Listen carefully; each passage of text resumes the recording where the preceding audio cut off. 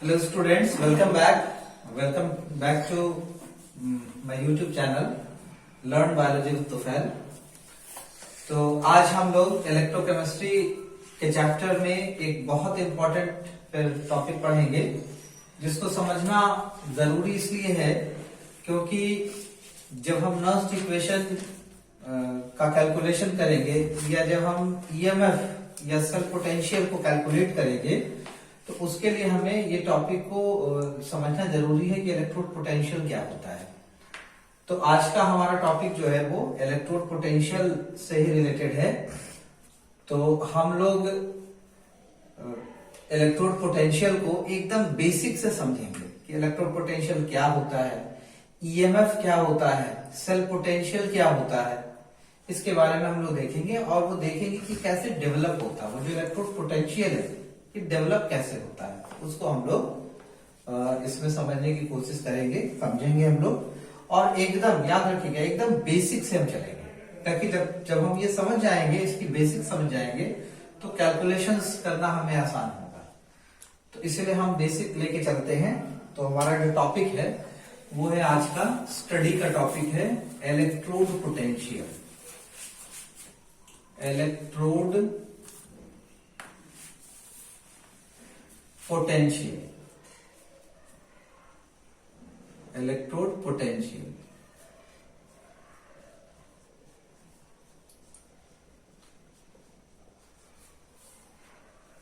ये हमारा आज का स्टडी का टॉपिक है कि इलेक्ट्रोड पोटेंशियल क्या होता है। तो देखिए यहां हम जो इलेक्ट्रोड पोटेंशियल पढ़ेंगे, इस इलेक्ट्रोड पोटेंशियल को हम दो सिंबल आपको मिलेगा। एक तो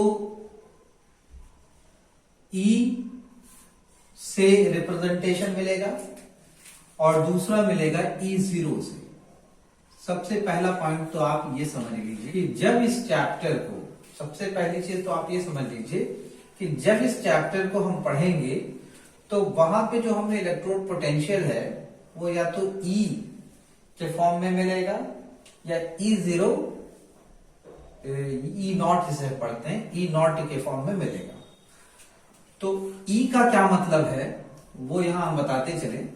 देखिए ये जो E है, this E means electrode potential, इसे हम कहते हैं इलेक्ट्रोड पोटेंशियल। इलेक्ट्रोड पोटेंशियल इसे हम कहेंगे। और ये जो E0 है, E0 इसको हम कहते हैं standard electrode potential. Standard electrode potential, electrode potential. तो सबसे पहली बेसिक चीज आप तो ये जान लीजिए कि E stands for electrode potential, E0 stands for standard electrode potential. अब देखिए इन दोनों में एक डिफरेंस ये है, E0 में जब आ जाते हैं तो यहां पे स्टैंडर्ड लग गया। यहां पे क्या एक टर्म लग गया, एक वर्ड एक्स्ट्रा इसमें जुड़ गया, स्टैंडर्ड। कहने का मतलब ये है कि E0 ऐसा इलेक्ट्रोड पोटेंशियल होगा जिसको हम स्टैंडर्ड कंडीशंस पे मेजर करेंगे। ये बहुत इंपॉर्टेंट समझने वाली चीज है। तो ये इलेक्ट्रोड पोटेंशियल ही होगा, ऊपर वाला जैसे हमने किया है E, तो ये E को हम मेजर करेंगे, लेकिन कब मेजर करेंगे तो एक स्टैंडर्ड कंडीशंस में मेजर करते हैं। अब वो स्टैंडर्ड कंडीशन क्या है, तो जो E0 है इसे हम लोग कहेंगे क्या कि the potential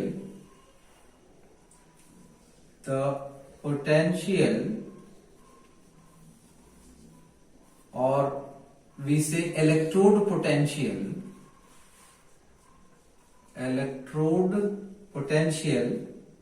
measured at a standard condition।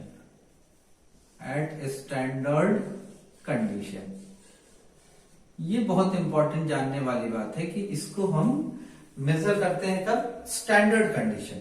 अब वो स्टैंडर्ड कंडीशन क्या होगी तो स्टैंडर्ड कंडीशन है, पहली स्टैंडर्ड कंडीशन ये है कि टेम्परेचर, जिस टेम्परेचर पे हम मेजर करते हैं, जिस टेम्परेचर हम मेजर करते हैं वो टेम्परेचर कितना होना चाहिए। तो देखिए डिग्री सेंटीग्रेड में लेंगे तो इट इज 25 डिग्री सेंटीग्रेड, और इसी में अगर इसको हम केल्विन स्केल में लेंगे तो it will become 298 kelvin, 298 kelvin पे ये होता है।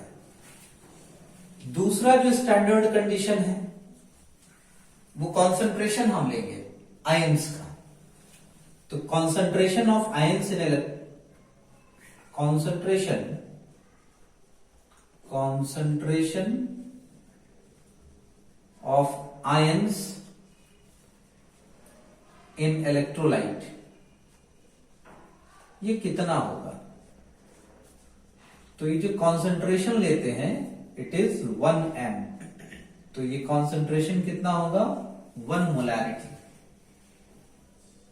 और तीसरा जो स्टैंडर्ड कंडीशन है वो है प्रेशर। अगर कोई गैसियस इलेक्ट्रोलाइट की बात करें तो प्रेशर कितना होगा, pressure will be 1 atmosphere, 1 atmosphere कह लें या इसी को 1 बार कहते हैं, लगभग 1 बार। तो ये स्टैंडर्ड कंडीशन है।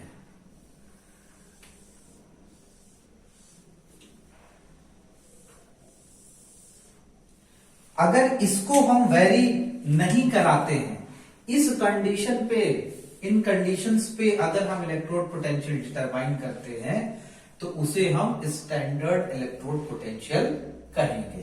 ये पहली चीज एकदम आप बैठा लीजिए। इसके अलावा अगर वेरी कराते हैं कॉन्सेंट्रेशन, मान लीजिए हमने टेम्परेचर वेरी करा दिया, हमने कॉन्सेंट्रेशन ऑफ आयंस को वेरी करा दिया, और या हम प्रेशर्स जो उसमें यूज होगा वो प्रेशर अगर डिफरेंट कर दें, 1 एटमॉस्फेरिक ना रखें और ये 1 मोल कॉन्सेंट्रेशन ना रखें, और ये टेम्परेचर भी हम वेरी करा दें, और उस कंडीशन में जब हम इलेक्ट्रोड पोटेंशियल लेते हैं तो एक्चुअली उसको हम ई कहेंगे, ई से रिप्रेजेंट कर लेंगे।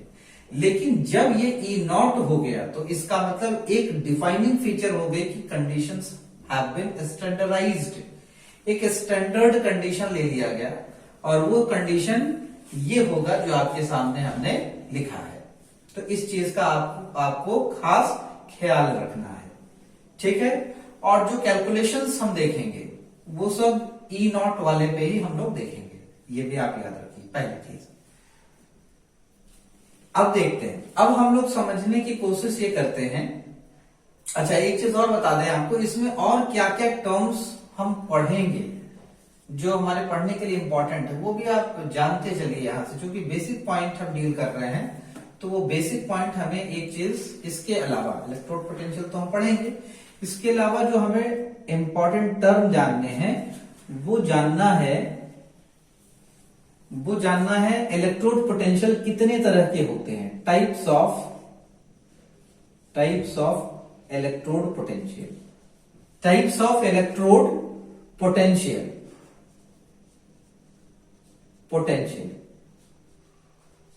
ये कितने तरह के इलेक्ट्रोड पोटेंशियल होंगे। तो देखिए ये 2 तरह के इलेक्ट्रोड पोटेंशियल होंगे। एक को हम कहेंगे ऑक्सीडेशन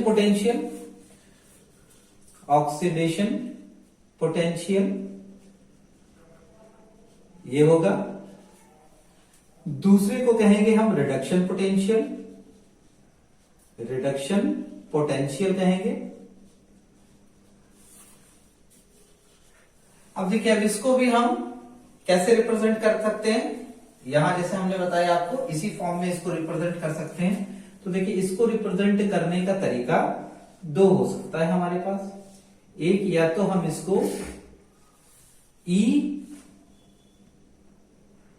ऑक्सीडेशन ऐसे लिखें, ई ऑक्सीडेशन हम लिख सकते हैं इसे।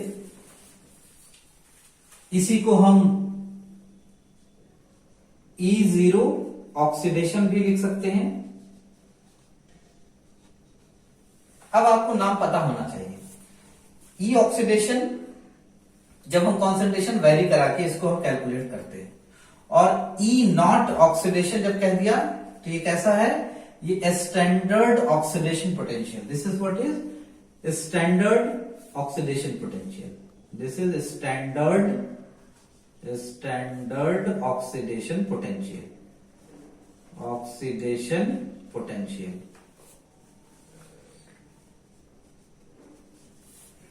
ये हमें याद रखना है। इसके बाद देखिए ऐसे ही ये रिडक्शन पोटेंशियल है, ये आपके दो तरह के होंगे। एक को हम लोग लिख सकते हैं ई रिडक्शन, या इसी को हम लोग लिख सकते हैं ई नॉट रिडक्शन या ई जीरो रिडक्शन। ठीक उसी तरह यहां हम इसको कहेंगे, अगर ई नॉट या ई जीरो रिडक्शन हो गया तो इसको हम कहेंगे standard reduction potential, reduction potential इसे हम कहेंगे।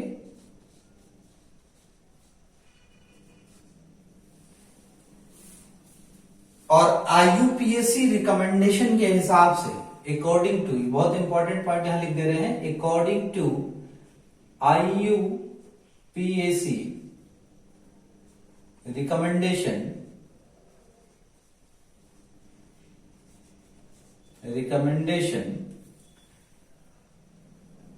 Standard electrode potential, standard electrode potential is always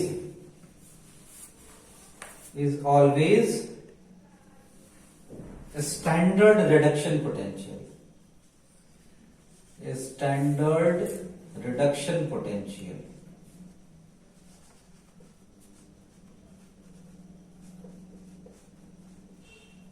potential E zero reduction.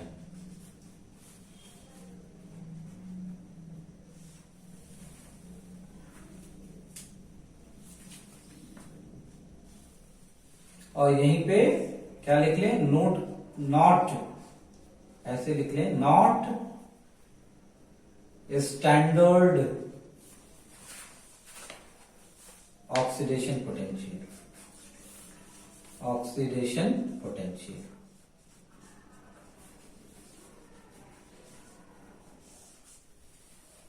ये बहुत इंपॉर्टेंट याद करने वाली बात है कि जब भी स्टैंडर्ड इलेक्ट्रोड पोटेंशियल की बात करेंगे हम, तो हमें एकदम अपने माइंड में सेट रखना है इस बात को। We have to instil this in our mind that whenever we talk of a standard electrode potential, जब भी स्टैंडर्ड इलेक्ट्रोड पोटेंशियल की बात होगी तो हमारे दिमाग में आना चाहिए क्या, स्टैंडर्ड रिडक्शन पोटेंशियल आना चाहिए, ई जीरो रिडक्शन आना चाहिए।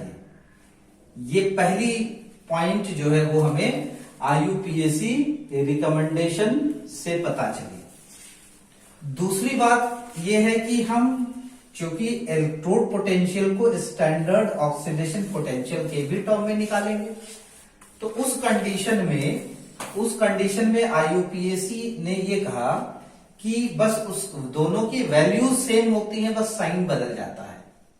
ठीक है, तो सेकेंड पॉइंट वहां यहां पे नोट करने वाली बात यह है, second point, the value of E zero reduction and E zero oxidation are same. Value तो सेम होगी but they differ in sign, वो साइन में डिफर करेंगे। साइन में डिफर करेंगे कि क्या मतलब है, इसका मतलब यह है कि e zero reduction is equal to minus e zero oxidation.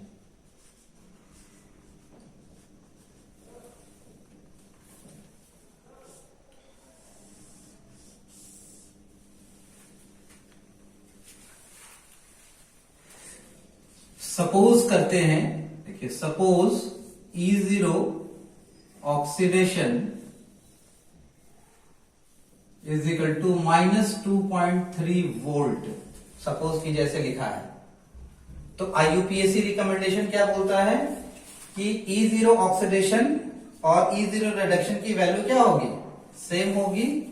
तो दोनों की वैल्यू तो सेम होगी, लेकिन बस डिफर करेगा क्या, साइन में डिफर करेगा। तो देखिए जैसे यहां पे ऑक्सीडेशन E0 ऑक्सीडेशन, इसका मतलब देखिए ये जो E0 अगर हम रिडक्शन निकालें, E0 रिडक्शन, तो इसकी भी वैल्यू क्या होगी, इसकी भी वैल्यू तो सेम होगी, 2.3 वोल्ट ये भी होगा।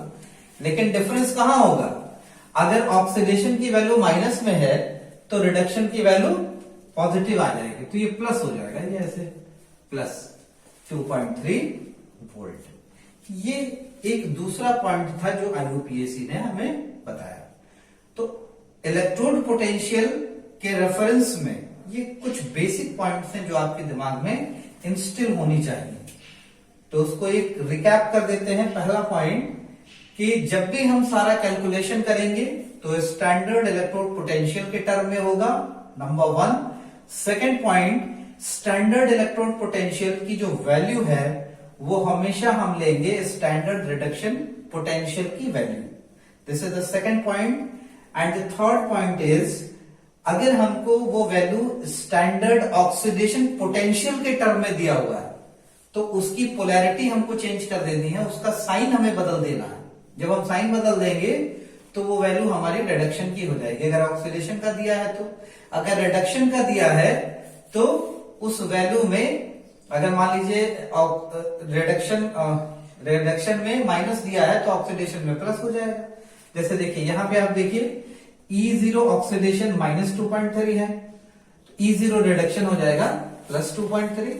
अगर यही अगर वैल्यू देखिए, वैल्यू आपको कहां क्या इंपॉर्टेंट याद रखना है, तो हमेशा याद रखना है, देखिए आपको कंफ्यूज करने के लिए क्वेश्चन में उसकी वैल्यू ऑक्सीडेशन पोटेंशियल के टर्म में दे देगा, तो आपको तुरंत एकदम याद रखना है कि ऑक्सीडेशन पोटेंशियल के टर्म में होगी वैल्यू, तो उसका साइन बदल देंगे और वही हो जाएगा हमारा स्टैंडर्ड रिडक्शन पोटेंशियल की वैल्यू। इस चीज को हमें याद रखना है। ये पॉइंट अगर आप याद रखेंगे तो न्यूमेरिकल करना आपके लिए आसान होगा। तो हम लोग इसके बारे में जरा पढ़ेंगे, थोड़े और डिटेल से पढ़ेंगे इलेक्ट्रोड पोटेंशियल। अगला पॉइंट जो हमें इसमें स्टडी करना है वो पढ़ना है सेल पोटेंशियल के बारे में। सेल पोटेंशियल, सेल पोटेंशियल जिसको हम वोल्टेज कहते हैं, एक सेल से कितना हमको वोल्ट मिलेगा, वोल्टेज मिलेगा, उसे हम सेल पोटेंशियल कहते हैं, या इसी को हम EMF भी कहते हैं। EMF, EMF मतलब electromotive force, electromotive force, electromotive force कहते हैं। ठीक है, इसके बारे में हम लोग स्टडी करेंगे। तो सेल पोटेंशियल क्या है वो भी आपको बता दें। जैसे दो इलेक्ट्रोड है तो एक सेल, अभी जैसे हमने बताया था आपको कि गैल्वेनिक सेल लेंगे या डैनियल सेल लेंगे या कोई भी इलेक्ट्रोकेमिकल सेल लेंगे, तो वहां पे दो इलेक्ट्रोड होते हैं, एक एनोड होता है, दूसरा कैथोड होता है। तो एनोड और कैथोड के बीच में जो पोटेंशियल डिफरेंस डेवलप होगा उसे हम सेल पोटेंशियल कहते हैं। ठीक है, और ये हमें बताएगा क्या कि कितना करंट हम उससे ड्रॉ कर सकते हैं, कितना करंट उससे ड्रॉ हो रहा है। जब उसको सर्किट से कनेक्ट कर देते हैं तो what amount of current is being drawn, तो वो हमको सेल पोटेंशियल है। और इलेक्ट्रोमोटिव क्या होता है, तो ये भी सेल पोटेंशियल है, लेकिन किस कंडीशन में, उस कंडीशन में जब कोई करंट हम विड्रॉ नहीं करते हैं उस सेल से। तो अगर सेल से हम करंट को विड्रॉ नहीं कर रहे हैं, उस कंडीशन में उन दोनों इलेक्ट्रोड्स के बीच में जो पोटेंशियल डिफरेंस होगा उसे हम इलेक्ट्रोमोटिव फोर्स कहेंगे। और जब दो इलेक्ट्रोड के बीच में उसको वोल्टमीटर से कनेक्ट कर देते हैं और जो वोल्टेज हम ड्रॉ कर सकते हैं that voltage is self potential. तो वो वोल्टेज हम कैलकुलेट यहां करेंगे कि उसका फार्मूला क्या है। तो दोनों का जो स्टैंडर्ड रिडक्शन पोटेंशियल है उसी का डिफरेंस ये कहलाता है। तो एक पॉइंट यहां भी हम इसको लिखते चले कि वो क्या होगा। तो सर जो पोटेंशियल होगा cell potential it will be cell potential will be difference of a standard reduction potential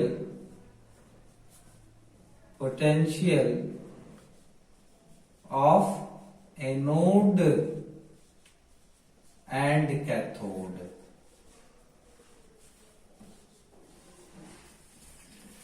ठीक है, ये इंपॉर्टेंट याद रखना है कि स्टैंडर्ड रिडक्शन पोटेंशियल का ही क्या होगा, ये डिफरेंस लेना है हमें। तो हमें कुल मिला जुला के समझ लीजिए एक चीज का ध्यान हमें रखना है कि जब भी इस चैप्टर को इलेक्ट्रोकेमिस्ट्री के चैप्टर को हम पढ़ेंगे तो सारी वैल्यूज हमको याद रखना है कि स्टैंडर्ड रिडक्शन पोटेंशियल के टर्म में फाइंड आउट करना है। नहीं होगा ऑक्सीडेशन स्टैंडर्ड ऑक्सीडेशन पोटेंशियल के टर्म में दिया होगा तो भी हमें क्या करना है, उसको कन्वर्ट कर लेना है किसमें, स्टैंडर्ड रिडक्शन पोटेंशियल में। और कन्वर्ट करने का तरीका हमने बताया वो ये होता है E0 reduction is equal to minus E0 oxidation. ये हमें याद रखना है। तो रिडक्शन में अगर वैल्यू दी हुई है तो हमें कन्वर्ट करने की जरूरत ही नहीं है। हमें तो कन्वर्ट करने की जरूरत तब पड़ेगी जब ये वैल्यू स्टैंडर्ड ऑक्सीडेशन पोटेंशियल में दिया होगा।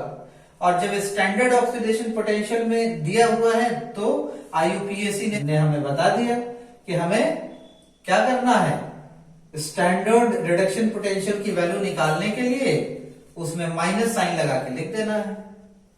It's as simple as that. बहुत सिंपल तरीका हमें IUPAC ने बताया करने का।